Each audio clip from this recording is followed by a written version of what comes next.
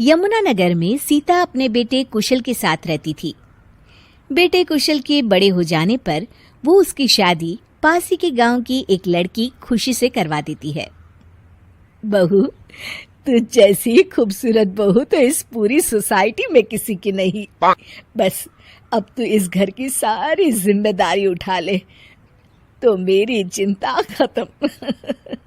ये ले इस घर की चाबी, अब से ये तेरे हवाले। माँ जी, आप चिंता मत कीजिए, मैं इस घर का पूरा ध्यान रखूंगी। देखिएगा, आपको शिकायत करने का भी कोई मौका नहीं मिलेगा। मैं आपके लिए गाजर का हलवा बनाकर लाती हूँ। शादी के कुछ ही दिन बाद खुशी के तेवर बदलने लगते हैं। माँ जी, मैं आपसे कह देती हूँ, मैं इस घर की बहू हूँ, कोई नौकरानी नहीं जो हर समय आपकी बात मानूं। बहू, मैं तो बस ये कह रही थी कि तू हर समय फोन पर ये किससे बात करती रहती है। हर समय तेरा फोन बिजी आता है। ये बात कुशल को पसंद नहीं बेटा। हाँ, मेरी तो हर बात सबको बुरी ही लगती है। अब शादी को कई महीने बीत चुके हैं, मगर खुशी कभी भी खुश नहीं रह पाती और वो अपने पति और सास से भी हमेशा झगड़ती रहती है। असल में शादी से पहले उसका एक प्रेमी होता है, गोविंद। वो उससे आज भी छुप छुप कर मिलती है। गोविंद, मैं अपने पति और सास के साथ खुश नहीं हूँ, चलो ना हम भाग जाते हैं। तुम एक काम करो, घर से सारा कीमती सामान ले आओ, उसके बाद मौका देखकर हम भाग जाएंगे। खुशी के पति और सास उसे बहुत प्यार करते हैं, मगर खुशी फिर भी उन्हें धोखा देती है और धीरे धीरे अपने घर से कीमती सामान को चोरी करके गोविंद को देने लगती है। उसकी सास को घर से सामान चोरी होने का संदेह होने लगता है। बेटा, समझ नहीं आ रहा, ये घर से धीरे धीरे सामान कैसे गायब हो रहा है। कौन सा सामान माँ?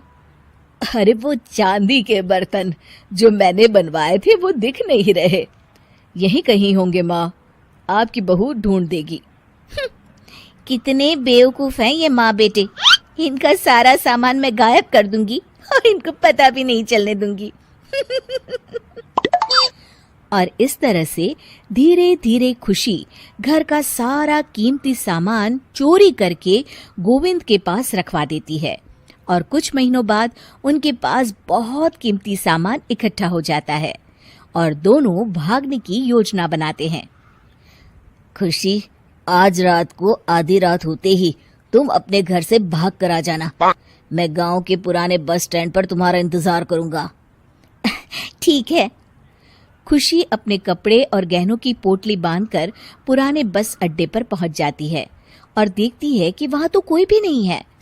खुशी कुछ घंटे वहीं खड़ी रहती है और फिर गोविंद के कमरे पर जाती है। वहां पर भी बड़ा सा ताला लगा होता है। हे भगवान, कहीं गोविंद मुझे धोखा देकर भाग तो नहीं गया? अब मैं क्या करूंगी? खुशी फूट फूट के रो रही होती है। तभी पीछे से उसका पति सारे गहनों की पोटली लेकर आ जाता है। आप यहाँ? हाँ, मैंने गोविंद को गांव छोड़ने से पहले पकड़ लिया था और ये सारे गहने भी उससे ले लिए। आपको सब पता था कि मैं आपको और माँ जी को धोखा दे रही थी? हाँ, मगर मुझे ये भी पता था कि गोविंद अच्छा इंसान नहीं है। अगर मैं तुमको समझाता तो तुम कभी नहीं समझ पाती। इसलिए मैं चाहता था कि तुम्हारी आंखें खुद खुले। मुझे माफ कर दीजिए। कोई बात नहीं खुशी, मगर हमेशा ये याद रखना कि तुम्हारे अपने कभी भी तुम्हें धोखा नहीं देंगे। माँ और मैं तुम्हें बहुत प्यार करते हैं और हम दोनों चाहते हैं कि खुशी खुशी खुशी हमारे घर रहे, क्योंकि तुम ही तो हमारी खुशी हो। हाँ, मैं आज के बाद आपको और माँ जी को कभी निराश नहीं करूंगी।